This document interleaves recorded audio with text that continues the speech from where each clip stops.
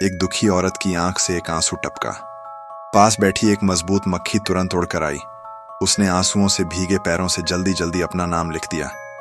यह देखकर शाओमेई वहीं के वहीं डर से जम गई, क्योंकि उस नाम में उसके मर चुके प्रेमी का नाम था। शाओमेई ने धीरे धीरे हाथ बढ़ाया। मक्खी तुरंत उसकी उंगली पर आ बैठी। दिल में उठे शक को परखने के लिए शाओमेई ने मक्खी से पूछा। यह जवाब सुनकर वह दंग रह गई। फिर उसने पूछा, आखिर किसने तुम्हें मारा? मक्खी उड़कर पास रखे अखबार पर बने उस अमीर आदमी की तस्वीर पर बैठ गई। शाओमेई ने पूछा, क्या उसी ने तुम्हें मारा? मक्खी ने धीरे से सिर हिलाकर हाँ कर दिया। यह सुनकर शाओमेई का दिल टूट गया और उसने कसम खाई कि उस अमीर से अपने प्रेमी की मौत का बदला लेगी। लेकिन अकेले के दम पर यह मुमकिन नहीं था, इसलिए उसने मक्खी को ट्रेनिंग देना शुरू किया। बल्ब से मक्खी की बाजुओं की ताकत बढ़ाई। कैसेट टेप को ट्रेडमिल बनाकर दौड़ आया। 2.5 साल की सख्त मेहनत के बाद मक्खी ने आखिरकार अद्भुत ताकत हासिल कर ली।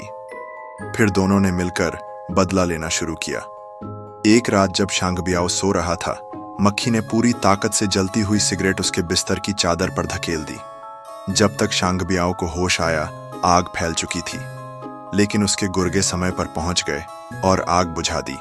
गुस्से में अगली सुबह मक्खी नाई की दुकान पर शांगबियाओ का बाल कटवाते समय नाई को परेशान करने लगी। इससे आदमी को शक हुआ कि यह कोई साधारण मक्खी नहीं है।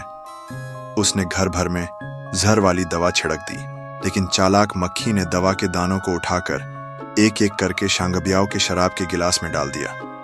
जब तक उसे पता चला, वह आधा गिलास पी चुका था। उसने तुरंत उल्टी करने की कोशिश की। मक्खी समझ गई कि इस तरह वह अमीर को मार नहीं पाएगी, इसलिए उसने गुपचुप अपने तेज पंजों से बिजली की तार काट दी और उसे छूने के लिए शांगबियाओ को उकसाया। जैसे ही उसने तार को छुआ, करंट लगते ही जोरदार धमाके के साथ पूरा घर फट पड़ा।